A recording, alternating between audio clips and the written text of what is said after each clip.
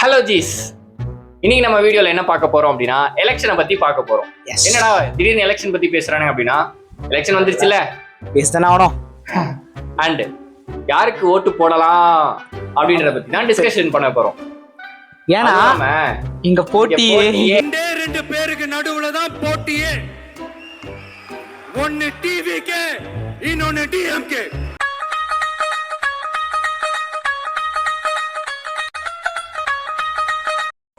அந்த இப்போ ஆல்ரெடி வாக்குறுதிகள்லாம் கொடுத்துட்டாங்க. ஸோ அந்த வாக்குறுதிகள்ல உங்களுக்கு பிடிச்ச விஷயங்கள் அண்ட் உங்களுக்கு பிடிக்காத விஷயங்கள் அண்ட் அது இல்லாம இதெல்லாம் நடைமுறைக்கே வராது அப்படின்னு ஒன்று இருக்கும்ல, அதை பத்தி தான் இப்போ நம்ம பேச போறோம்.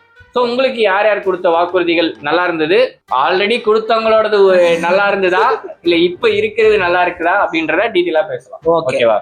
எனக்கு அண்ணன் கொடுத்ததுல ரொம்ப பிடிச்ச விஷயம்னா இந்த ஆப்லாம் இருக்குல்ல, அதாவது கவர்மெண்ட் என்ன செலவு பண்றாங்களோ அது பப்ளிக்கு காட்டுவோம் ஒரு ஆப் ஒன்று கிரியேட் பண்றேன்னு சொன்னாரு. இன்னொன்னு முக்கியமான விஷயம், அதாவது 10 லட்சம் பேரு இல்ல 5 லட்சம் பேர் நினைக்கிறேன் ஒரே விஷயத்த கோரிக்கை வைக்கிறாங்க அந்த ஆப்ல அப்படின்னா அது சட்டசபையில நாங்க பேசுவோம் அப்படின்ற ஒரு விஷயத்த கொண்டு வர்றது எனக்கு ரொம்ப குட் திங்கா தெரிஞ்சது. ஏன்னா ஆமா, இதுக்கு முன்னாடி நம்ம ஒரு மனு கொடுக்கணும் அப்படின்னா தலைமைச் செயலகம் போகணும், அங்க லைன்ல நிக்கணும், அந்த பேப்பரை கொடுப்போம், அந்த பேப்பர் பஜ்ஜி கடைக்கு வரும், இந்த பிரச்சனைகள்லாம் இருந்தது. பட் ஆப்ன்றப்ப அது ஒரு ரெக்கார்ட் ஆகும்.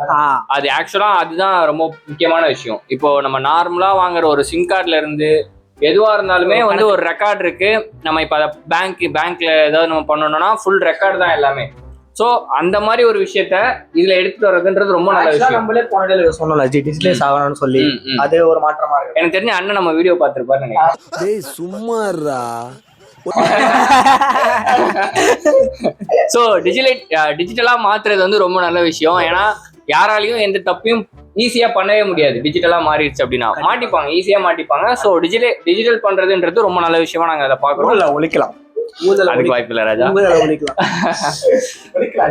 சரி, உங்களுக்கு என்ன பிடிச்சது? இப்ப ஆளுங்கட்சியா இருக்கிறவங்க போன 5 இயர்ஸ் முன்னாடி எலெக்ஷனுக்காக வந்தாங்க எங்க ஏரியாவுக்கு. திரும்ப இப்பதான் வராங்க. 5 வருஷம் அவங்க என்ன பண்ணாங்க, அவங்க என்ன சொன்னாங்க, என்ன பண்ணாங்கன்னு எனக்கே தெரியல. ஆனா இப்ப பிரச்சாரம் பண்றவரு சொல்லு டிவிக்கேல இருக்கவரு மரிய வில்சன், அவர் நானே பாக்குறேன், கண்ணார பாக்குறேன், நிறைய விஷயம் நல்லது பண்ற மாதிரி தான் சொல்றாரு. ஆக்சுவல் பிரச்சாரத்தை எஜுகேட்டடா இருக்கு. சும்மா ஓட்டுக்காக கேட்காம அவர் நார்மல் பீப்புள் கூட கரெக்டா பேசுறாரு, என்ன வேணும்ன்றது புரிஞ்சுக்கிறாரு, டக்கு நோட் பண்றாரு. அவர்லாம் இன்னொன்னு முக்கியமான விஷயம், ஃப்ரீயா தரேன்னு சொல்லாம நான் கொஞ்சம் டெவலப் பண்றேன், உன் லைஃபை நீ பாத்துக்கோ அப்படின்ற ஒரு பிஓவில பேசுனது ரொம்ப பிடிச்சிருக்கு எனக்கு. அதுதான் நானும் அதேதான் போன வீடியோ ஏரியா எம்எல்ஏக்கு நான் அவருக்கு கொடுக்க நான் தயங்க மாட்டேன். அதனால அவருக்கு இது பண்ணுவேன். இது முன்ன சொன்னா பதிவு பண்ணி ஆகணும். இந்த வருஷம் மட்டும்தான், அதுவும் இந்த எலெக்ஷன் மட்டும்தான் எனக்கு பர்சனலா என் தொகுதியில யாருக்கா எனக்கு இப்பதான் தெரியும். நான் தெரிஞ்சுக்கணும்னு ஆசைப்படுறேன். ஆக்சுவலா இந்த எலெக்ஷனை தான் ரொம்ப பெரிய ஒரு பயங்கரமா சேஞ்சஸே இந்த எலெக்ஷன்ல தான் நடந்துட்டு இருக்கு. ஏன் அப்படின்னா அண்ணன் வந்துட்டாரு. அண்ணன் வந்தது ஒரு விஷயம், அண்ணன் வந்ததால மட்டும்தான் ஆக்சுவலா. ஏன் அப்படின்னா இதுக்கு முன்னாடி எலெக்ஷன் வந்துச்சு அப்படின்னா மேக்சிமம் 2 கட்சி, 3வது கட்சி என்டிகே பத்தி சும்மா யாராவது ஒரு 5 பேர் சும்மா பேசுவாங்க. இவ்வளவு இன்டெப்தா இறங்கி இது பண்ணீங்க, அது பண்ணல, அது இப்படிலாம் பேசிட்டே இருக்காது. அது இல்லாம யங்ஸ்டர்ஸ் எல்லாருமே இறங்கிட்டானுங்க. அதுதான் மேட்ரே இல்ல. ஃபர்ஸ்ட் எல்லாம் காலேஜ் படிக்கிற பசங்க எலெக்ஷன் தானே, ஒரு நாள் லீவ் கிடைக்குது. நீங்களே போன எலெக்ஷன் எப்படி பண்ணீங்க, எப்படி பாத்தீங்க? அதான் சொல்றேன், போன எலெக்ஷன் நான் ஓரளவுக்கு சேஞ்ச் ஆகணும்னு நினைச்சேன். ஆனா இப்ப இருக்க கட்சி வேற, அதுக்கு முன்னாடி இருந்த கட்சியோட வேற ஒரு லிங்க் இருந்ததால நான் இப்ப யார் இருக்காங்களோ அவங்களுக்கு தான் ஓட்டு போட்டேன் ஆக்சுவலா. ஆனா அது தப்பா போட்டணும்ன்றது இப்ப வரைக்கும் ரிக்ரெட் ஆயிட்டு இருக்கு. அது தப்பா போட்ட, ஏன்னா வேற ஆப்ஷன் இல்ல. பட் இப்ப நம்ம போடுறது ஒரு ஆப்ஷன் இருக்கு கண்டிப்பா. சோ சூஸ் பண்ணி போடுங்க அப்படின்றதுதான் நாங்க எங்க சைடுல சொல்றோம். அதுதான் இன்னொரு விஷயம், இது இப்படி வச்சுக்கோங்களேன், பாலிடிக்ஸ்னால யங்ஸ்டர்ஸ் பேச நான் பார்த்ததே இல்லை. ஓகேங்களா, நான் பார்த்ததே இல்லை. யங்ஸ்டர்ஸை விடு, நம்ம அப்பா ஜெனரேஷனே பேச மாட்டாங்க யாருமே. இப்போ பாசிங் கிளவுட் மாதிரி பேசிட்டு அதை விட்டு போயிருவாங்க. ஆனா இப்ப அப்படி கிடையாது. சின்னஞ்சிறுஸ் எல்லாம் இது பாலிடிக்ஸ் பேசுது. அதுக்கு அந்த மாற்றத்தை கொண்டு வந்தது அண்ணன் தான். கண்டிப்பா ஒரு 10 வயசு பண்ணுங்க. கிளியரா கேக்குறாங்க, அவன் டைரக்டா அட்டாக் பண்றாங்க. நான் இங்க பேசுறேன், அவர் இப்படி பேச சொல்லு.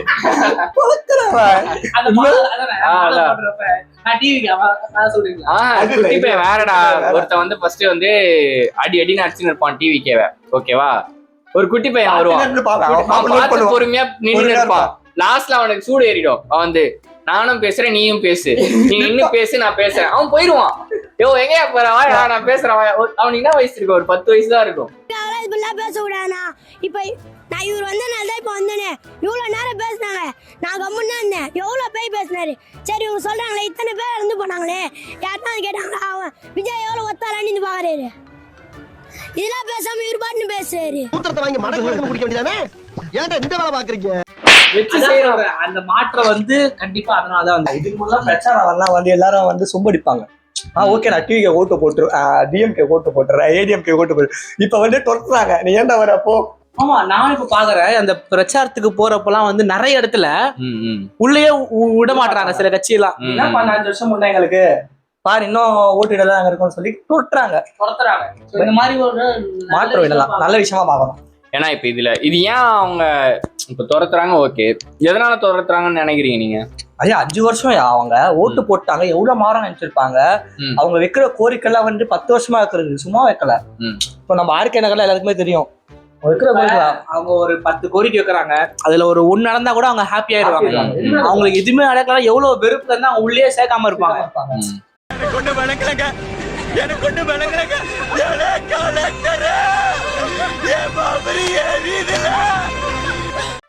குரூப்ல டூப் மாதிரி ஒருத்தன் கடையா இருக்கான். நானும் ஏதாவது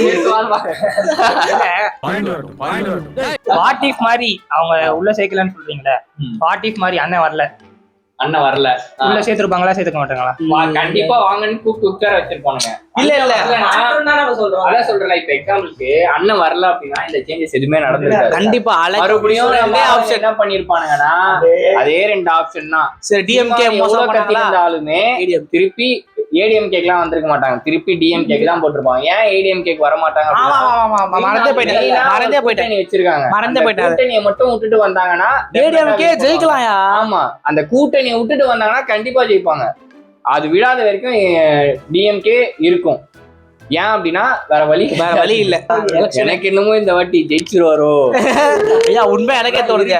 நானே ஒரு 1 மந்த் படிக்கிறேன்னு வச்சுக்கோங்க, டவுட்னு சொல்லிருப்பேன். ஃபர்ஸ்ட் வருஷம் பண்ண சான்ஸ் இல்லைன்னு.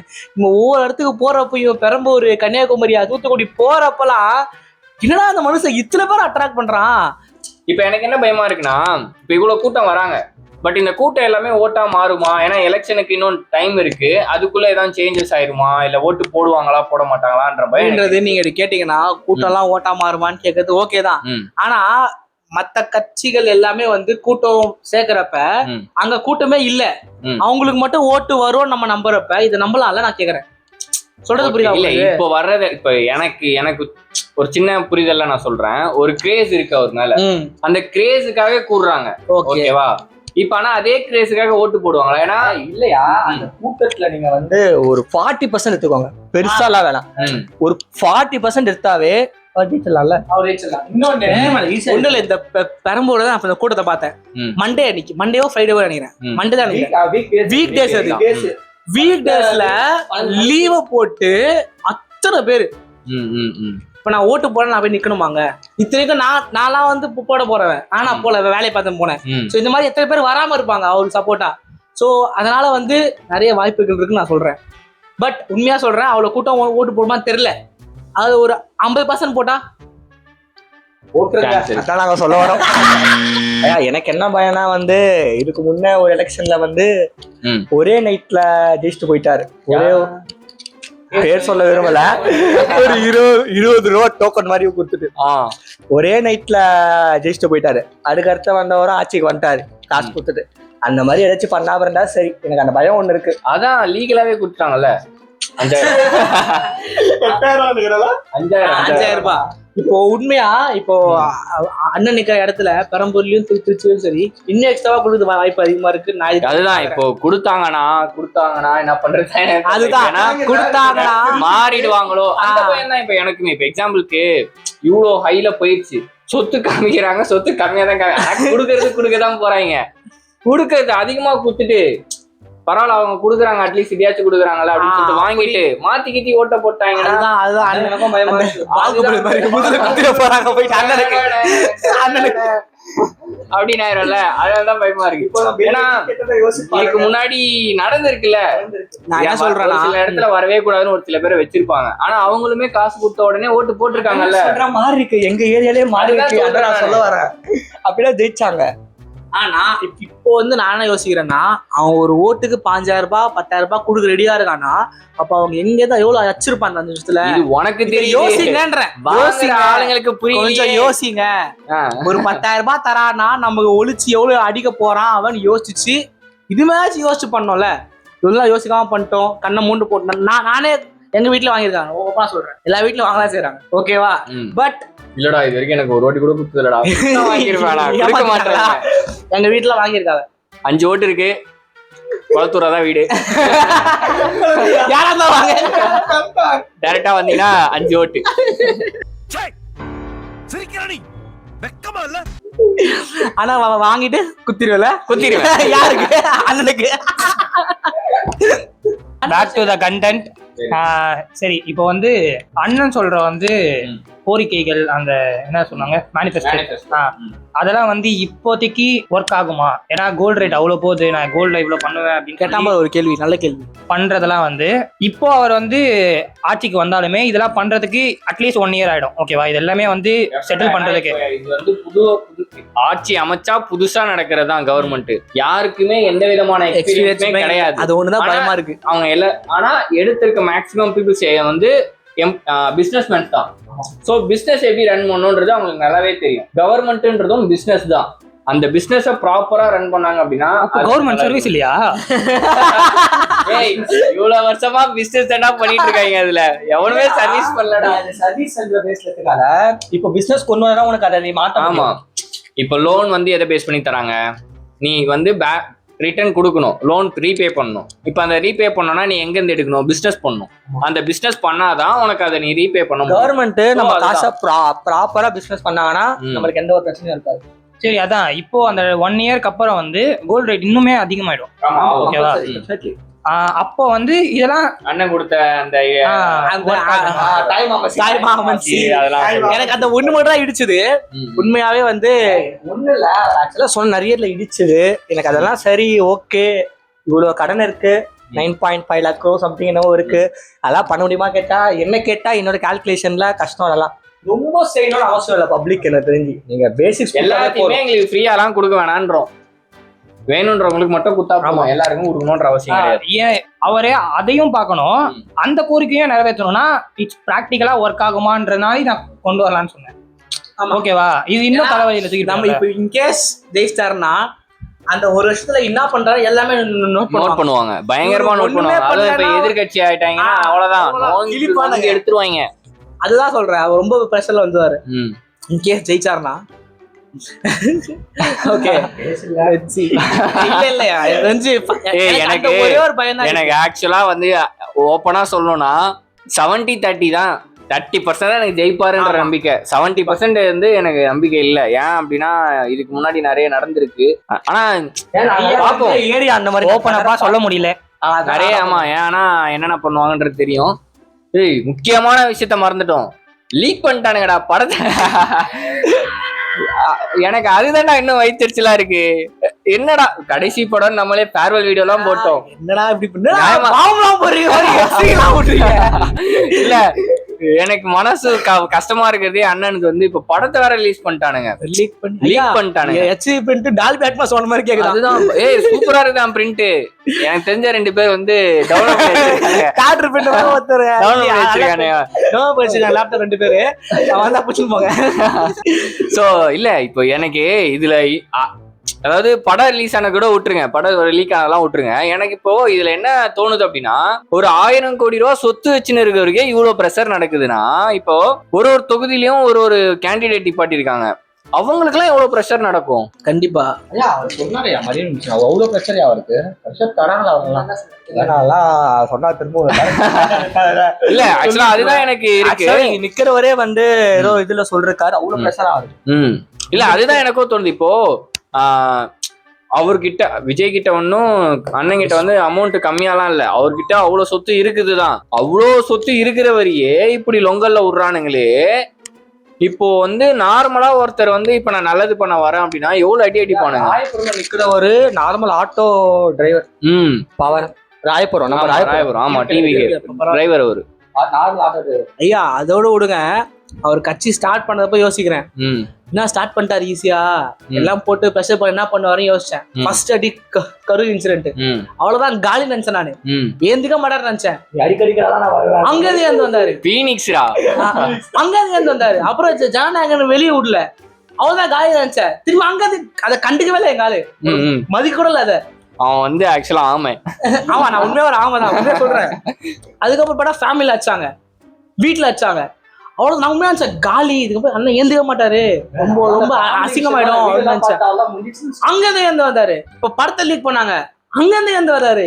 இல்லையா அந்த மனுஷன் டயர்டே ஆக மாட்டேன். நானும் வந்து கொஞ்சம் மிரட்டுவாங்க அது பண்ணா ஓடுவாரு நினைச்சேன், பார்த்தா ஓடுற மாதிரி தெரியல. திரும்பி போற ஐடியாவே இல்ல.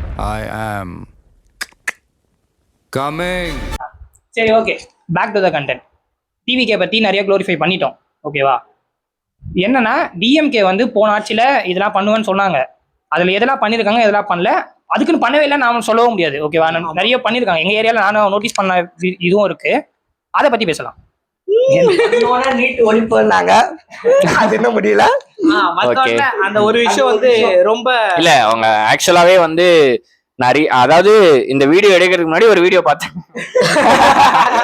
அதுல அவங்க சொன்ன ஃபர்ஸ்ட் 5 விஷயம் கேட்டோன்னே ஸ்கிப் பண்ணிட்டு வெளியே வந்துட்டேன். ஏன் அப்படின்னா அந்த 5 விஷயமே நடக்கல. அந்த ஃபர்ஸ்ட் சான்ஸே பண்ணலையே, அவ்வளவுதான். அதுக்கப்புறம் நான் என்னத்தை பார்த்து நான் என்ன பண்ண போறேன்னு வெளியே வந்துட்டேன். சோ இதுக்கு மேல நான் எதுவும் சொல்ற மாதிரி இல்ல. இன்னும் நான் சொல்றேன், எனக்கு என்ன பிடிச்சிருந்ததுன்னா டிஎம்கே ஸ்டார்டிங்ல ஆட்சி வந்த புதுசுல வந்து இந்த இப்ப கோயில் எல்லாம் வந்து அர்ச்சகரா இருக்கிறவங்க செப்பரேட் அவங்க மட்டும் தான் இருக்கணும் இருக்கும். பட் இப்ப அப்படி கிடையாது, யாரு வேணா அந்த கோர்ஸ் முடிச்சா பண்ணலாம் அப்படின்ற விஷயம் ரொம்ப புதுசா இருந்து நல்லா ஒரு நல்ல விஷயம், ரொம்ப நல்ல விஷயம். ரெண்டாவது வர விஷயம் வந்து அப்போ அந்த ஸ்டார்டிங்ல அந்த 1 இயர்ல வந்து அம்மா ஹோட்டல்லாம் நிறைய இருந்துச்சு. அப்ப வந்து என்ன ஆச்சுன்னா நியூஸ்ல பார்த்ததுதான் 2 டிஎம்கே இருக்க 2 பேர் வந்து அம்மா ஹோட்டல் அச்சு உடைச்சாங்க. அது வேணாம் அந்த மாதிரி பண்ணாதீங்க, அப்படியே இருக்கட்டும் அப்படின்னு சொல்லி மெயின்டைன் பண்ணது ரொம்ப ரொம்ப குட் திங் அந்த நேரத்துல. இப்போ வந்து அவ்வளவா இல்ல, பட் இப்ப அம்மா எங்க இருக்கு அந்த மாதிரிலாம் ஒரு நான் நோட்டீஸ் பண்ணதுன்னா உதயனா தான் வந்து ஸ்போர்ட்ஸ்க்கு இது நானும் சொல்றேன், ஓகேவா? அவர் வந்து ஸ்போர்ட்ஸ்ல எனக்கு தெரிஞ்சு மெயின்டெனன்ஸோ டெவலப்மெண்ட்டும் கண்டிப்பா வந்துருச்சோ, கண்டிப்பா அது அக்செப்ட் பண்ற விஷயம். ஏன்னா எங்க சைடுல கூவார் தான் அது சும்மா ரோடு. அது வந்து உள்ள வந்து அது வேலைக்காகாத இடத்த செமையா பண்ணிருக்காங்க. உண்மையா அதை பாடுற விஷயம் சூப்பரா மாத்திட்டாங்க. ஸ்போர்ட்ஸ் வந்து எனக்கு டெவலப் ஆயிருக்கு. அண்ட் அந்த ஃப்ரீ பஸ்ன்ற விஷயம் வந்து ஓரளவுக்கு இல்ல, பரவாயில்ல. பட் ஆனா என்ன அந்த பஸ் நிறைய கம்மியா இருக்கு, பஸ்ஸஸ் கம்மியா இந்த மாதிரி குடுத்தீங்களா ஒரு மாதிரி கொடுத்து பஸ்ஸஸ் ஏத்திட்டாங்க, அவ்வளவுதான். அது ஆண்ட்ராய்டே வேற ஒருத்தவங்க கிட்ட கொடுத்துட்டாங்க, குடுற மாதிரி கொடுத்தது. எம்பிசியே நம்மளது இல்ல. ஜி எங்க ஸ்கூல்ல வந்து அவன்கிட்ட கொடுக்க மாட்டாங்க. இல்ல எங்க ஸ்கூல்ல வந்து எங்க லைட் இல்ல ஜி எங்க கிளாஸ்ல, ஓகேவா? அந்த தபால் பெட்டி மாதிரி ஒண்ணு வச்சிருப்பாங்கல்ல, கம்ப்ளைண்ட் பாக்ஸ். ஆமாமா. அதுல வந்து என் ஃப்ரெண்டு சபான்னு ஒரு பையன் இருக்கான். அவன் என்ன பண்ணானா, எல்லாருமே வந்து அந்த பாக்ஸை உடைப்பானுங்க, சும்மா போட்டு அச்சுன்னு வருவான், அந்த மாதிரி பண்ணுவாங்க. இவன் என்ன பண்ணா, எங்க வீட்டுல எங்க எதுவும் லைட் வேணும்ட்டு லைட்னு ஒரு 4-5 பக்கத்துக்கு சும்மா லைட்டுன்னு மட்டும் எழுதி அதுல போட்டான். திடீர்னு எச்சம் வந்தாங்க, வந்து கேட்டு யாரு இது எழுதி போட்டது யாருன்னு கேட்டவொடனே ஏன்ச்சு நின்ட்டான். நான் தான் மேம் அப்படின்னு கேட்டோன்னே எல்லாரும் அவன் கை தட்டுங்க அப்படின்னு சொல்லி ஒருத்தர் கேட்கணும்னு தோணுச்சுல்ல, ஃபர்ஸ்ட் அதுதான் வந்து ஃபர்ஸ்ட் டெவலப்மெண்ட். ஒருத்தர் கேட்கணும்னு தோணுச்சுல, இத ஒருத்தர் பண்ணாம எல்லாரும் பண்ணி தான் நான் இன்னும் சந்தோஷப்பட்டிருப்பேன் அப்படின்னு சொல்லி முடிச்சது வந்து என்ன என்ன சொல்றேன்னா எல்லாரும் குரல் எழுப்பணும்ன்ற ஒருத்தர் மட்டும் கேட்காம எல்லாரும் வந்து கேட்க ஆரம்பிக்கிறது வந்து ஆரம்பிச்சுட்டாங்க. நான் சொல்றேன் ஆரம்பிச்சு இன்னும் நல்ல விஷயம். யார் ஆட்சிக்கு வந்தாலுமே கேளுங்க, கேட்கறது நல்லது. இப்போ நான் ஓட்டு போடுறவங்க தப்பு பண்ணா கேள்வி கேட்கணும். ஆமா, இப்ப அண்ணன் தூக்கி வச்சுட்டோம், அண்ணன் பண்ணா அண்ணனே அடிப்போம், அண்ணனுக்கு வந்து அண்ணனே அடிப்போம், அந்த மாதிரிதான் அண்ணனே அடிப்போம் கண்டிப்பா. இவ்வளவு நேரம் நீங்க வீடியோ எல்லாருமே பார்த்திருப்பீங்க. சோ நாங்க இந்த கட்சிக்கு ஓட்டு போடுங்க அந்த கட்சி ஓட்டுக்கு போடுங்க நீ யாரையும் நாங்க சொல்ல மாட்டோம். நாங்க என்ன பண்றோம், நாங்க வந்து இதுலயுமே நாங்க வந்து யாருக்கும் ஓட்டு போட போறோம்ன்றத சொல்ல மாட்டோம். அது எப்படியா சொல்லிருந்தோம் அப்படின்னா அதை ஸ்கிப் பண்றீங்க அவ்வளவுதான். சோ நீங்க யாருக்கு ஓட்டு போடணும்ன்றத நீங்க முடிவு பண்ணிக்கோங்க. முடிவு பண்ணிட்டு சேஞ்சஸ் வரணும் அப்படின்னா முதல்ல நம்ம சேஞ்ச் ஆகும். ஆஹா இந்த மாதிரி வார்த்தை அது மட்டும் தான் படத்துல லாஸ்ட் பாத்துட்டேன்.